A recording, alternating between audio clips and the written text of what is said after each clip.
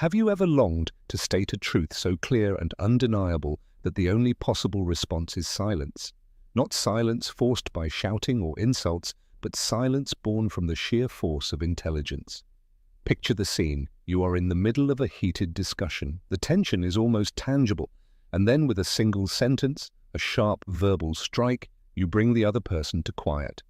His expression changes. He suddenly looks at you with newfound respect and simply has nothing left to add. He has run out of arguments. Today, I will not give you simple tricks. I will show you 5 keys of communication, responses shaped in Stoic wisdom, so strong that they can silence anyone. Whether you are facing an authoritarian boss, a relative who thrives on drama, a manipulative colleague, or a stranger on the street trying to impose his will, these responses are more than just a shield. They are tools that allow you to take control, to remain calm and composed, and to gain the upper hand. Pay close attention to response number 3. It is so subtle and at the same time so powerful that you can use it to disarm even the sharpest narcissist or the most skilled manipulator, often without them even realizing what just happened. Stay with me until the end, because you will not only learn each of these sentences, but you will want to practice and internalize them until they become part of your repertoire. And once you apply them, you will feel the difference. You will feel the silence. We all know that feeling of frustration. You present a logical, clear, even necessary argument, and the other person simply refuses to listen. It feels like talking to a wall. Even worse, it appears as though he is winning the discussion, not because his arguments are stronger, but because his voice is louder, his interruptions quicker, or his personal attacks more aggressive. In today's culture, we often confuse volume with truth, aggression with authority, and respect with fear. But that is not respect. It is only a fragile, short-lived game of dominance. True strength, the kind that lasts, lies not in pushing others down, but in speaking with such clarity and composure that the other person cannot help but listen, that they have no choice but to fall silent. The great Stoic philosophers such as Marcus Aurelius, who led the most powerful empire in the world with calmness, or Epictetus, who rose from slavery to teach Rome's elite, left us with a fundamental truth. True power lies not in controlling others, but in mastering yourself. Your calmness is your sharpest weapon. Your self-control is your unbreakable fortress. And the sentences you are about to learn are the verbal expression of that inner strength. Response number 1. I don't need to raise my voice to be right. There are moments in a discussion when volume becomes the other person's main weapon. They instinctively believe, whoever shouts the loudest wins. Their voice rises, their body language grows more aggressive. They invade your personal space. They expect only 2 possible reactions. Either you recoil and fall silent, or you enter their game and shout even louder. If you do the latter, you have already lost. You abandon the ground of logic and step into their circus of emotional chaos. This sentence is your elegant exit. It is like a switch that turns off the noise without leaving the discussion. Imagine the situation. You are in a meeting, and a colleague tries to drown out your idea with sheer volume. Or at a family dinner, a sensitive topic turns the conversation into a battlefield of voices. The other person turns red, gestures wildly, dominates the room with their shouting. Instead of reacting with the same fire, you pause. You let their outburst echo in the room for a moment. You hold eye contact, breathe calmly, and then speak with a composure that cuts through the air, firm and clear. I don't need to raise my voice to be right. The effect is immediate and destroys their strategy. It is what is known as a pattern interrupt. You stop their attack abruptly while sending several messages at once. First, you make it clear you are not playing by their rules. Second, you draw a sharp contrast between their loss of control and your composure. Suddenly, they are the screaming child, and you are the adult in the room. Third, you shift the focus. It is no longer about who shouts louder, but about who has the stronger argument. The Stoics taught us that self-control is not suppression, but the truest form of strength. Epictetus, hardened by experience, said, "Remember, it is not he who insults or strikes you that offends you, but your judgment that these things are offensive. By refusing to react to their shouting, you show their screams have no power over you, they do not wound you." With this simple sentence, you make it clear that your confidence does not lie in your vocal cords, but in your logic. You do not need force to prevail, your inner security speaks for itself. This response not only silences the loudest person, it also draws the attention and respect of everyone present. Because whoever remains calm in the midst of the storm is recognized without exception as the one with true strength. Response number 2. The way you speak says much more about you than about me. Here we enter the subtler, more poisonous terrain: passive aggression, sarcasm, mockery, condescending comments disguised as jokes. The goal of such attacks is not dialogue, but to hurt you, to belittle you, to throw you off balance emotionally in order to gain an advantage. The natural temptation is to defend yourself, justify yourself, or, worse, strike back in the same manner. That is exactly what the attacker wants. This sentence is like a flawlessly polished mirror. It does not attack, it does not defend, it does not react. It only reflects. Imagine you are in a conversation and someone throws a mocking remark at you, accompanied by a sneer. For example, "Great idea, if it were 1990. Or, "Are you really going out dressed like that?" Your blood rises. You could lash out, but instead you look at them calmly and almost analytically, without the slightest trace of hurt or anger, and you say, slowly and deliberately, "The way you speak says much more about you than about me." Then you fall silent and let the sentence do its work. Psychologically, it is fascinating. You have neutralized the poison in their words by refusing to drink it. You did not insult them, so they cannot portray you as aggressive. You did not seek their approval, so they cannot feel superior.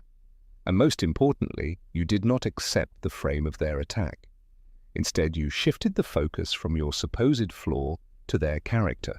You forced them, and everyone else listening, to ask, why does he need to speak that way? What insecurity is he projecting? What bitterness drives him to belittle others? His attack is no longer a hit, but rather a dirty window into his own soul. Marcus Aurelius, the philosopher and emperor, wrote in his Meditations, "The best revenge is not to be like the one who wronged you." This sentence embodies exactly that. You preserve your inner calm and force the other person to face the ugliness within himself. There is no reply to that. Any attempt to justify himself only makes him appear guilty. By refusing to react, you destroy his script, and you take control of the situation. This response is for those who have chosen not to lower themselves, not to give in, and not to be defined by someone else's toxicity. It is a silent declaration of moral and emotional superiority. Response 3. Let's talk when we can do it respectfully. This may be the strongest response in the entire repertoire, especially when dealing with manipulators, narcissists, or people who use emotional chaos as a weapon. Some conversations are not conversations at all, but traps. Attacks disguised as dialogue. The other person interrupts you constantly, twists your words, accuses you of things you never said, engages in gaslighting, and escalates the drama until you feel confused, guilty, and drained. Their goal is not agreement. Their goal is to win at any cost. You are not obliged to play this dirty game. This sentence is not a retreat, but a clear statement of principle. It is an unbreakable red line. Imagine arguing with your partner, a family member, or a colleague. You can't even finish a sentence. Every time you try to explain your point of view, you are cut off. But that's not true. You always do this. The tone is accusatory, aggressive. You feel your energy slipping away, the conversation becoming a toxic whirlpool. Instead of raising the tension and shouting, "Let me finish," you stop. You pause, take a deep breath, ground yourself in the moment, and then say with absolute firmness, but without aggression, "Let's talk when we can do it respectfully." In that instant, you change the level of the conversation. From then on, it is no longer about the original topic, money, children, a project. It is about the minimum conditions that are non-negotiable before you will even give your attention. This is exactly what Epictetus taught, true self-government. He said, "You cannot control what others do, but you can control what you accept." With this sentence, you make crystal clear what you accept and what you do not. Disrespect is something you will not accept. The crucial point is what comes next. You must be ready to truly end the conversation. You stand up and leave the room, hang up the phone, close the meeting, not as punishment, but as the natural consequence when your conditions are violated. By doing this, you show the manipulator his tactics, intimidation, chaos, control, no longer work on you. You strip him of his power. He is left alone, confronted with his own behavior. Often silence follows because he realizes he has lost control. And next time he knows, if he wants to speak with you, he must bring respect. Anyone who cannot speak respectfully loses the privilege of speaking with you at all. Response 4. I don't want to continue this conversation. There are battles that do not need to be fought. Conversations where every additional word would only be self-sabotage. The other person is not listening, does not want to understand, and his only aim is to provoke you, wear you down, and win, even if it destroys the relationship. In such moments, the wisest decision is not to find a better defense, but to leave the battlefield altogether. This sentence is your ultimate shield. Simple, clear, powerful. It does not ask for permission, it does not justify itself, it leaves no room for negotiation.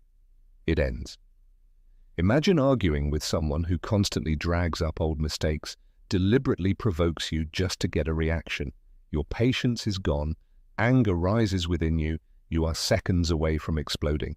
But instead of saying something you would regret, you take a deep breath, look calmly, not submissively, but decisively, and say, I don't want to continue this conversation. It is as if you cut through a high-voltage cable. The toxic dynamic stops immediately, and most importantly, you regain control over yourself. You choose your inner peace over the need to have the last word. Marcus Aurelius wrote, "Choose not to be harmed, and you won't feel harmed. Don't feel harmed, and you haven't been." That is exactly what you are applying here. You protect your energy, your dignity, your focus. This is not a sign of weakness, but an act of strength and self-awareness. You recognize your mental well-being is more valuable than a pointless fight, and those who see you turn away calmly feel deep down. You are not avoiding conflict. You are above it. You decide it is not worth your time. This response is like closing a door, and sometimes closing that door is not retreat, but the greatest act of self-love and inner strength. Response 5. That is your opinion, and I respect it, but I don't share it. Not every discussion is with an enemy. Sometimes the greatest challenges to our autonomy come from people who love us. Family, partners, friends, they only want what is best. But by imposing their perspective on us, they unconsciously cross our boundaries. They tell you what career you should pursue, who you should be with, how you should raise your children, or how to invest your money. Not out of malice, but because they believe their way is the right way. Here you need a sentence that marks your position, respectful, yet uncompromising.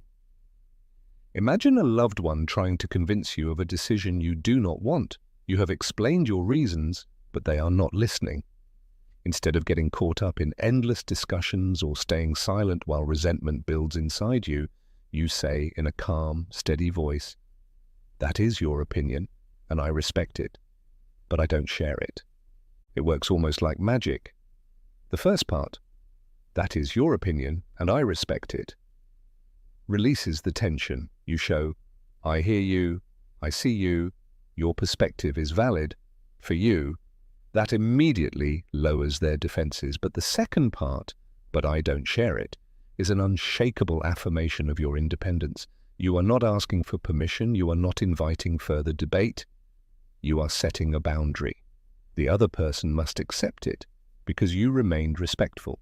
Seneca said, "To be a slave to the opinion of others is the worst prison." This sentence is the key that frees you from it. It is a mature, elegant way of saying, "I think for myself, and I do not need approval to justify my decisions." When you use this response often, you gain something rare in this noisy world: emotional independence. And when the people around you realize that they cannot pressure you, manipulate you with guilt, or impose their will on you, a deeper, more genuine respect begins to grow. Now you hold 5 responses in your hand, 5 tools that not only defend you but also strengthen you, 5 sentences that, when spoken with calm, clarity, and confidence, ensure that the person before you falls silent, not because you crushed them with aggression, but because you surpassed them with wisdom. For respect is not forced through shouting, but inspired through character. Let us recall them once more. 1. I don't need to raise my voice to be right. 2. The way you speak says more about you than about me. 3. Let's talk when we can do it respectfully. 4. I don't want to continue this conversation. 5. That is your opinion, and I respect it, but I don't share it. Never underestimate the transformative power of these words. They are not just sentences, they are the expression of an inner attitude. Once you begin to practice them and integrate them into your daily life, you will feel a profound change. People will listen to you more attentively. They will be more cautious before speaking carelessly to you, because you will no longer be someone who can easily be manipulated, provoked, or ignored. You will become someone with presence, self-control, and words that carry weight.